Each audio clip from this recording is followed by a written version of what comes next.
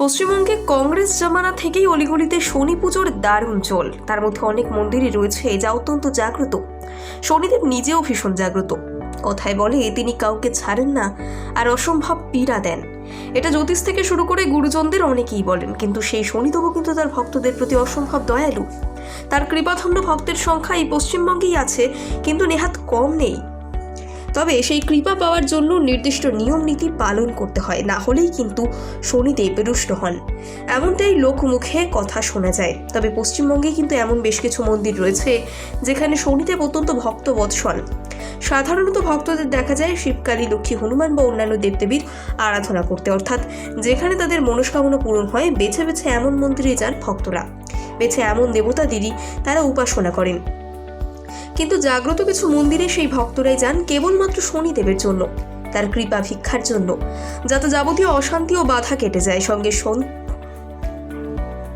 সঙ্গে শান্তি আর সুখ আসে জীবনে। এমনই এক মন্দির রয়েছে হাওড়ার বাঁধাঘাটে। এই মন্দির অত্যন্ত ঐতিহ্যবাহী। আজ থেকে প্রায় 300 বছর আগে এই শনি মন্দির তৈরি করা হয়েছিল, যাকে পশ্চিমবঙ্গের সবথেকে পুরনো শনি মন্দির বলেই মনে করেন ভক্তরা। বাঁধাঘাটের এই জাগ্রত শনি মন্দিরের প্রথম প্রতিষ্ঠা এবং বিগ্রহ স্থাপন করেছিলেন লক্ষ্মীনারায়ণ চক্রবর্তী। বংশ পরম্পরায় তার বংশের পরবর্তী 6 পুরুষ এই মন্দিরের সেবায়েতের দায়িত্ব পালন করছেন। এখানে শনিদেবের বিগ্রহ ধূসর বর্ণ।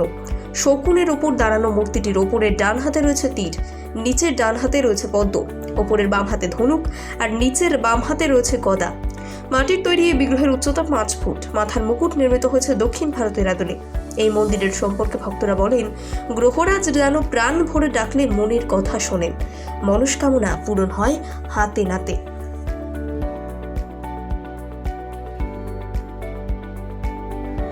পশ্চিমবঙ্গে কংগ্রেস জামানা থেকেই অলিগলিতে শনি পুজোর দারুণ চল। তার মধ্যে অনেক মন্দিরই রয়েছে যা অত্যন্ত জাগ্রত।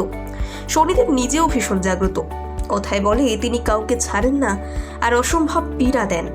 এটা জ্যোতিষ থেকে শুরু করে গুরুজনদের অনেকেই বলেন, কিন্তু সেই শনিদেবও কিন্তু তার ভক্তদের প্রতি অসম্ভব দয়ালু। তার কৃপাধন্য ভক্তের সংখ্যা এই পশ্চিমবঙ্গেই আছে, কিন্তু নেহাত কম নেই। তবে সেই কৃপা পাওয়ার জন্য নির্দিষ্ট নিয়ম নীতি পালন করতে হয়, না হলেই কিন্তু শনিদেব রুষ্ট হন, এমনটাই লোকমুখে কথা শোনা যায়। তবে পশ্চিমবঙ্গে কিন্তু এমন বেশ কিছু মন্দির রয়েছে যেখানে শনিদেব অত্যন্ত ভক্তবৎসল। সাধারণত ভক্তদের দেখা যায় শিবকালী, লক্ষ্মী, হনুমান বা অন্যান্য দেবদেবীর আরাধনা করতে, অর্থাৎ যেখানে তাদের মনস্কামনা পূরণ হয়। বেছে বেছে এমন মন্দিরে যান ভক্তরা, বেছে এমন দেবতাদেরই তারা উপাসনা করেন। কিন্তু জাগ্রত কিছু মন্দিরে সেই ভক্তরাই যান কেবলমাত্র শনিদেবের জন্য, তার কৃপা ভিক্ষার জন্য, যাতে যাবতীয় অশান্তি ও বাধা কেটে যায়, সঙ্গে শান্তি আর সুখ আসে জীবনে। এমনই এক মন্দির রয়েছে হাওড়ার বাঁধাঘাটে। এই মন্দির অত্যন্ত ঐতিহ্যবাহী। আজ থেকে প্রায় 300 বছর আগে এই শনি মন্দির তৈরি করা হয়েছিল, যাকে পশ্চিমবঙ্গের সবথেকে পুরনো শনি মন্দির বলেই মনে করেন ভক্তরা।